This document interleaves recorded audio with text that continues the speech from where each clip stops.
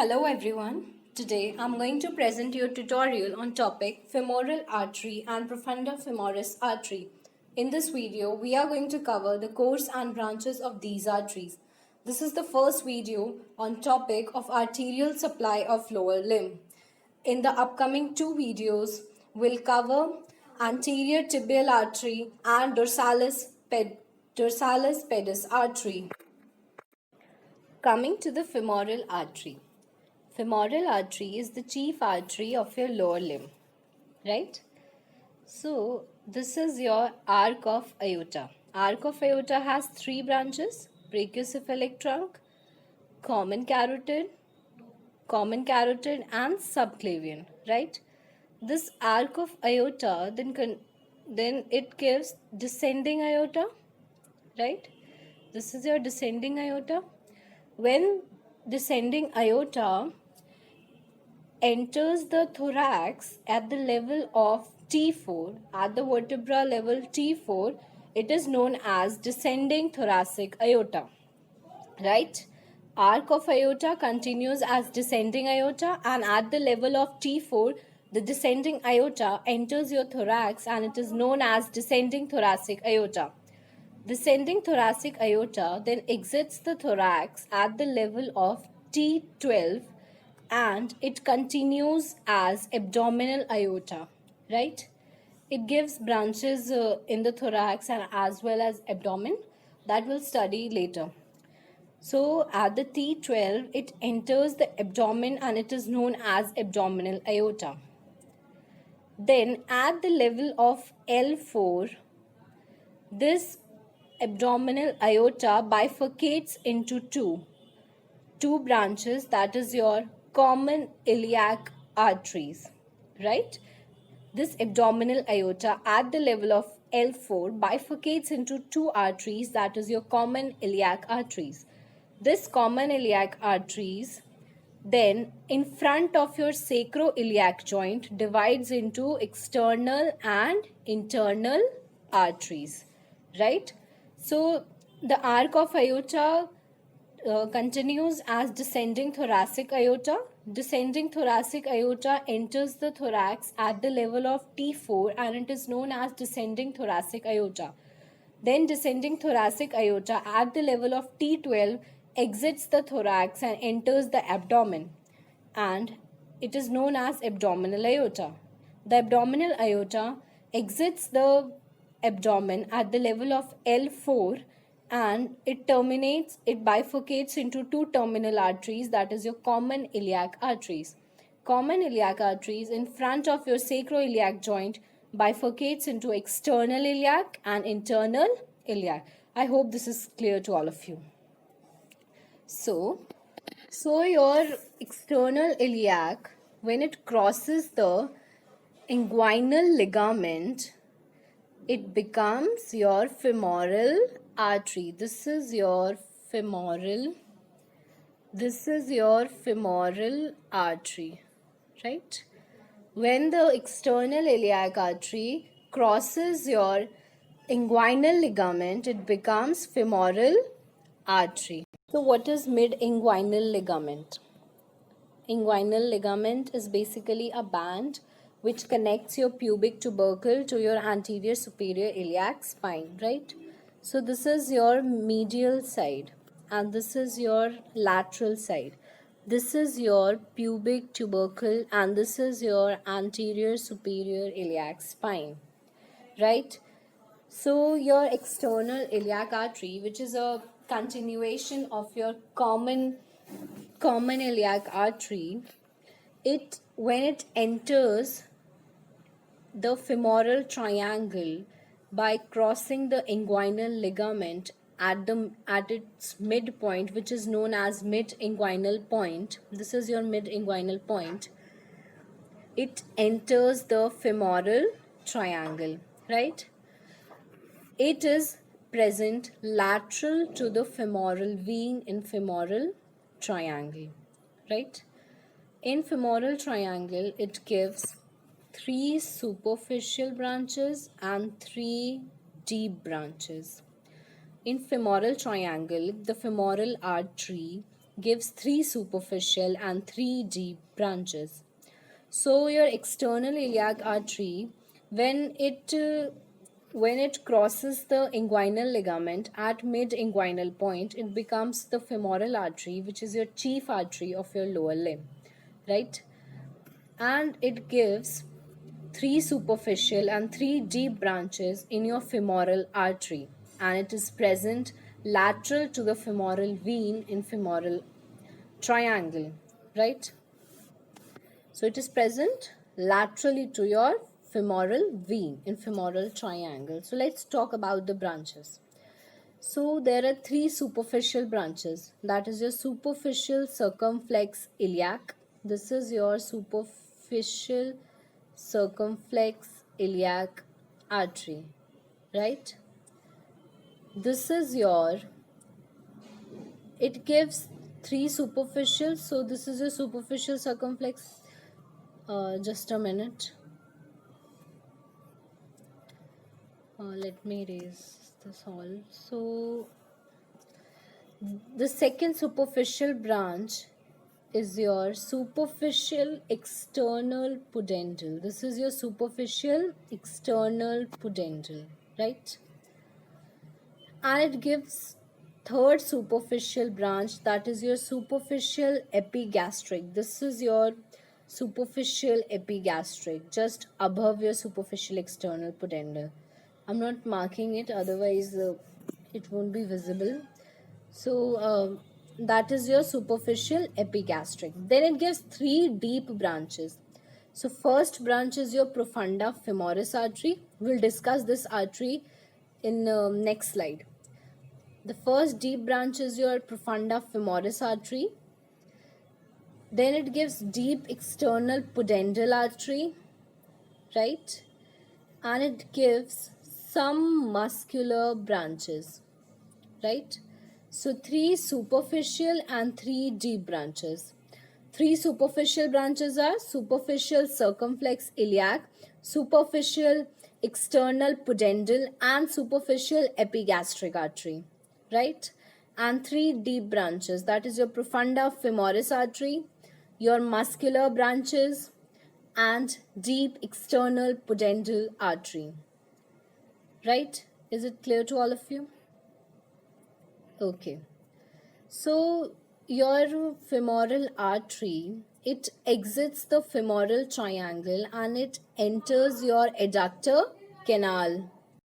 So at your lower end of the adductor canal, at the lower end of your adductor canal, it exits the adductor canal by an opening, that is your adductor hiatus.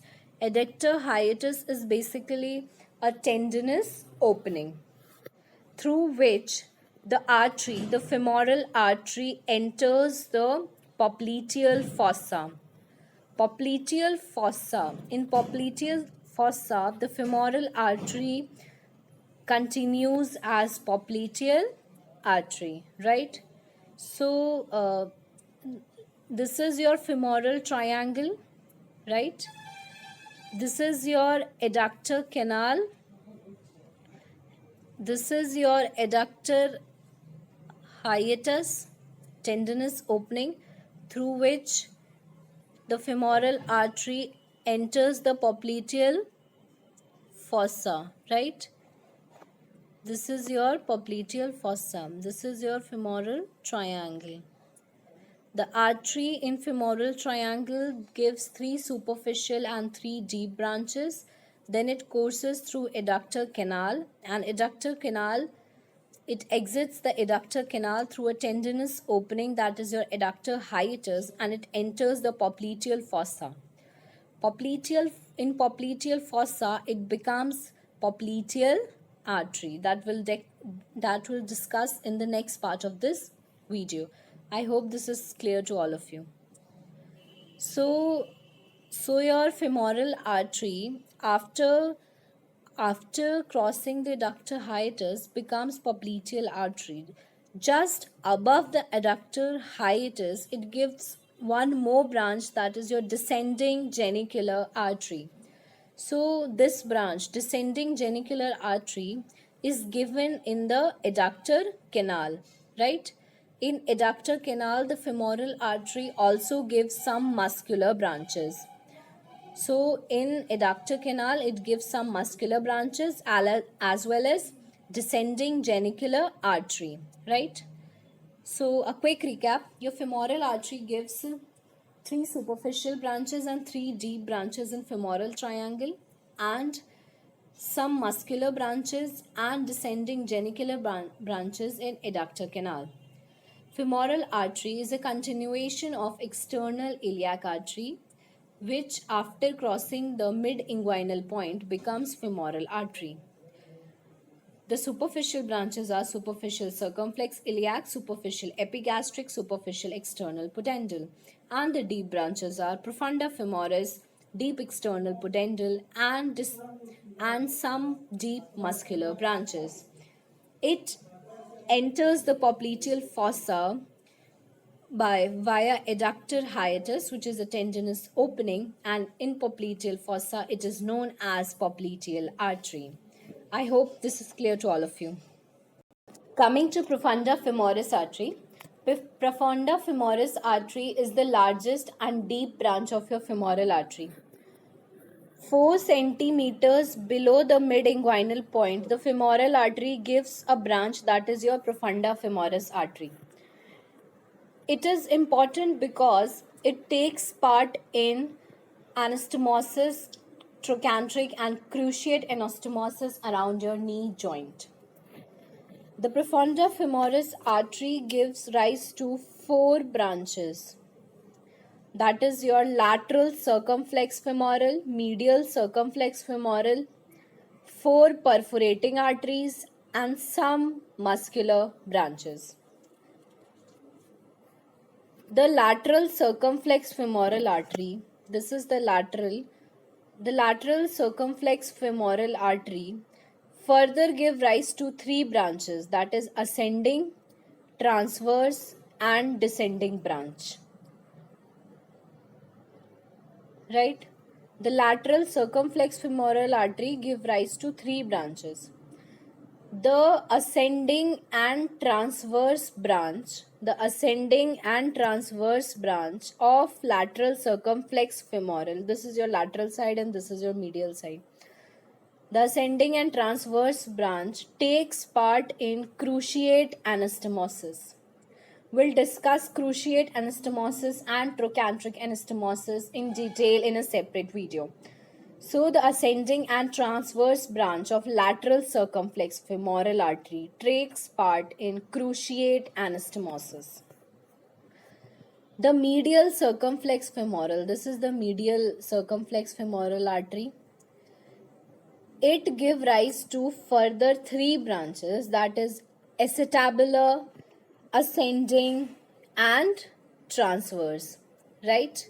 It gives rise to further 3 branches.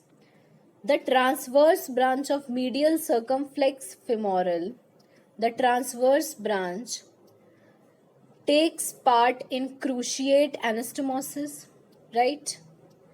And the ascending branch of medial circumflex femoral takes part in trochanteric anastomosis. Is it clear to all of you? On the lateral circumflex femoral artery, it has 3 branches, ascending, transverse and descending. And the ascending and transverse branch of lateral circumflex femoral takes part in cruciate anastomosis. So this is your lateral circumflex femoral and this is your medial circumflex femoral. So here the ascending and transverse branch is taking part in cruciate anastomosis, right?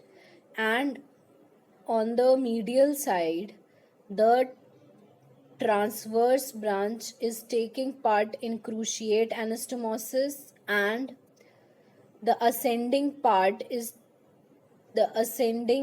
is taking part in trochanteric anastomosis, right? So on the lateral aspect, A plus T give rise to cruciate anastomosis. ascending and transverse branch takes part in cruciate anastomosis. A plus T is equal to C. Just a mnemonic so that you can remember. A plus T is equal to C. Whereas on the medial side, trochanteric transverse branch takes part in cruciate and ascending branch takes part in trochanteric anastomosis, right? So this was all about the branches of your profunda femoris artery. Okay, coming to the perforating arteries. There are four perforating arteries of your profunda femoris artery. Basically, there are three perforating branches, and the fourth artery is the terminal artery of profunda femoris artery, right? So there are three perforating branches, and the fourth perforating branch is the terminal part of your profunda femoris artery. The fourth one, this one is the terminal part of your profunda femoris artery, the fourth perforating artery. Then we have some muscular branches as well, right? So I think this is all about the profunda femoris artery.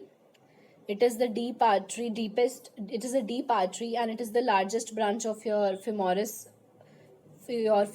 artery, and it is clinically also important in surgery, as it is more susceptible to injury during your surgery of the femur. Surgery related to your femur, it is susceptible to injury, the profunda femoris artery. Profunda means deep, right? So I think this is all about profunda femoris artery. So in the next part of this topic, in the next part, we'll cover popliteal artery and anterior tibial artery, and then in the next part, we'll cover the dorsalis pedis artery.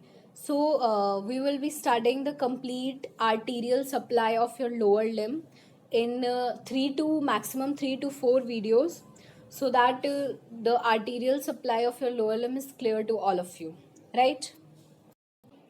Guys, don't forget to like, share, and subscribe. And if you have any queries, let me know in the comment section below. Thank you.